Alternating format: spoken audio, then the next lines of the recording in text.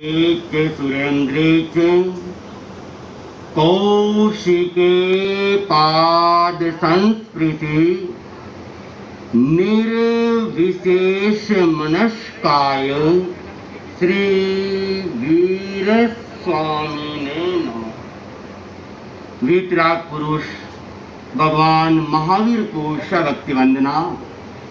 वीतरागता के महान साधक महातपस्वी आचार्य श्री महाश्रमण जी को शक्ति वंदना।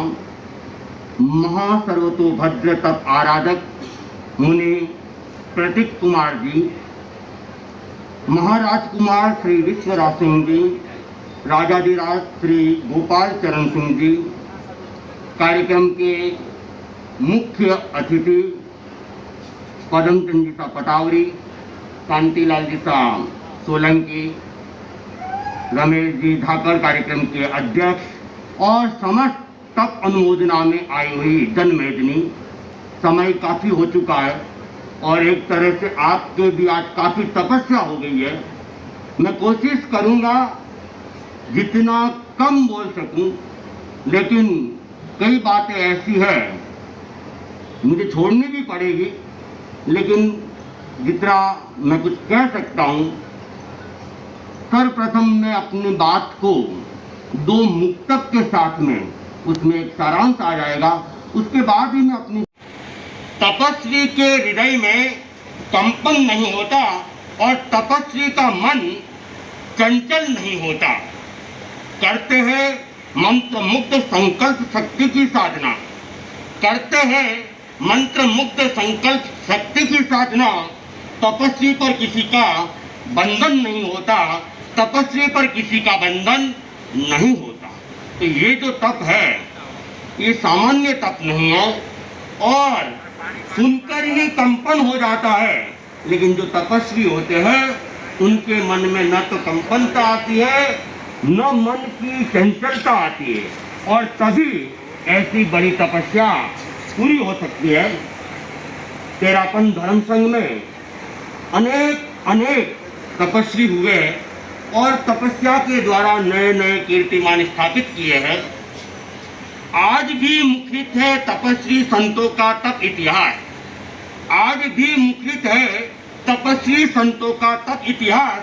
महासर्वतोभद्र तप में मुनि प्रतीक का जुड़ गया इतिहास, महासर्वतोभद्र तप में मुनि प्रतीक का जुड़ गया इतिहास। दृढ़ संकल्पी चेतना के लिए कुछ कठिन नहीं, दृढ़ संकल्पी चेतना के लिए कुछ कठिन नहीं। वे लक्ष्य तक पहुंचकर रच लेते हैं नया इतिहास, वे लक्ष्य तक पहुंचकर रच लेते हैं नया इतिहास। तो मुनि प्रतीक कुमार जी ने एक नया इतिहास, नए इतिहास की रचना की है और एक संकल्प बल के द्वारा की है।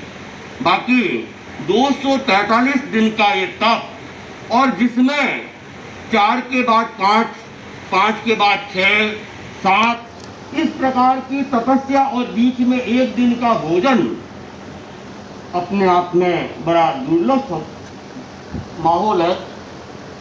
भगवान महावीर का ये शासन है और इस शासन के अंदर मुनि प्रतीक जैसे बहुत सारे तपस्वी हुए हैं और अपने अपने ढंग से तपस्या की। एक तपस्या का उल्लेख मैं करना चाहूंगा, मेवाड़ी संती थे वे भी, और बड़ी अजीब तपस्या है और बड़ी कठिन तपस्या है। और वैसी तपस्या करना तो बहुत ही मुश्किल काम है कि भोजन करे और पानी नहीं पिए, भोजन करे और पानी नहीं पिए, और 1 दिन 2 दिन नहीं 6 महीने तक जिन्होंने भोजन किया लेकिन पानी की एक बूंद नहीं पी। अफसोस, कल्पना करो कि एक दिन भी अगर भोजन करने के बाद अगर पानी नहीं पिए क्या हालत होगी। और वे संत इस मेवाड़ की धरा के थे, महाराणा प्रताप के राज तिलक भूमि के थे, गोगुंदा के थे, जिनका नाम इस मंच से पहले भी बोला गया, घोर तपस्वी मुनि सुखलाल जी, जिन्होंने ऐसी घोर तपस्या की ऐसी अनेक तपस्याएं हुई हैं और तपस्या के पीछे हमेशा ये माना गया है कि देवताओं का सहयोग प्रत्यक्ष या अप्रत्यक्ष रूप से रहता है। मुनि प्रतीक कुमार जी की यह तपस्या महासर्वतोभद्र तप आज सिसोदा की इस भूमि में पूरा होने जा रहा है।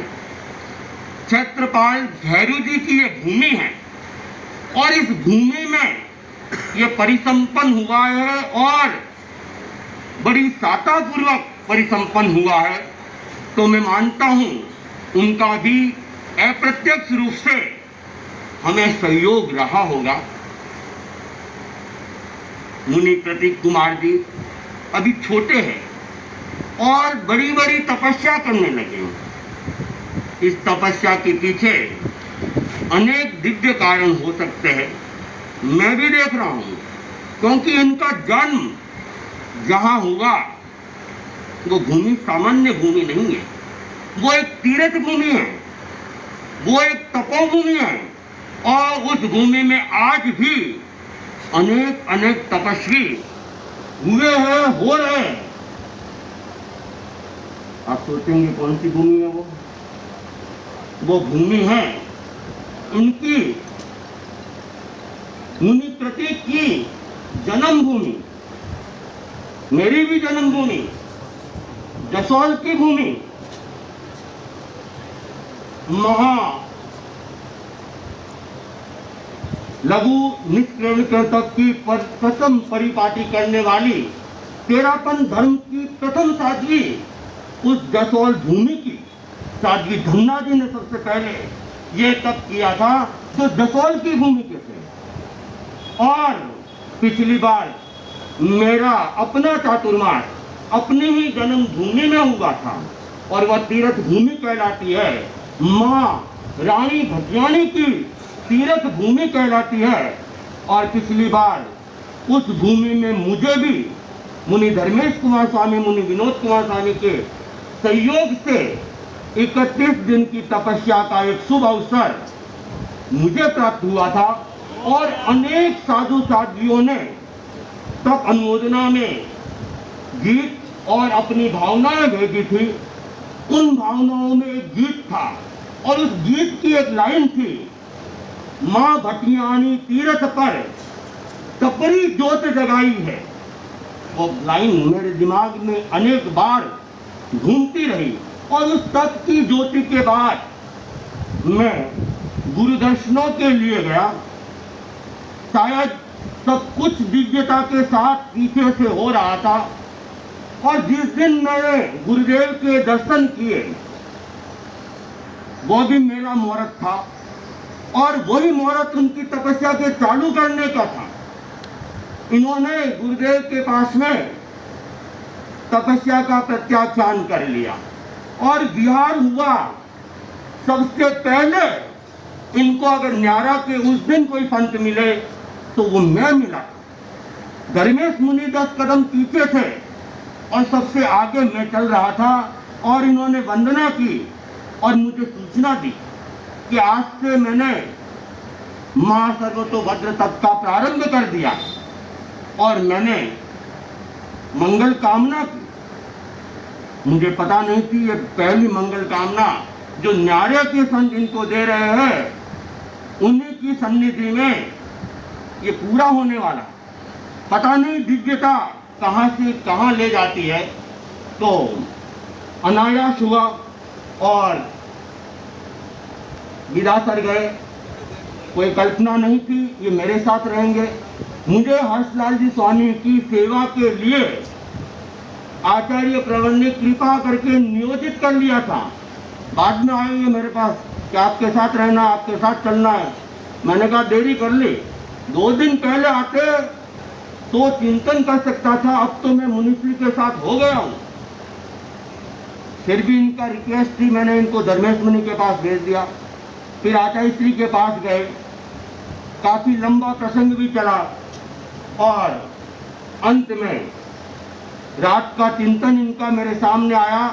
दूसरे दिन 12:05 के आसपास ये जबरदस्ती मुझे, मेरी इच्छा नहीं थी जाने की, आचार्य श्री के पास ले गए।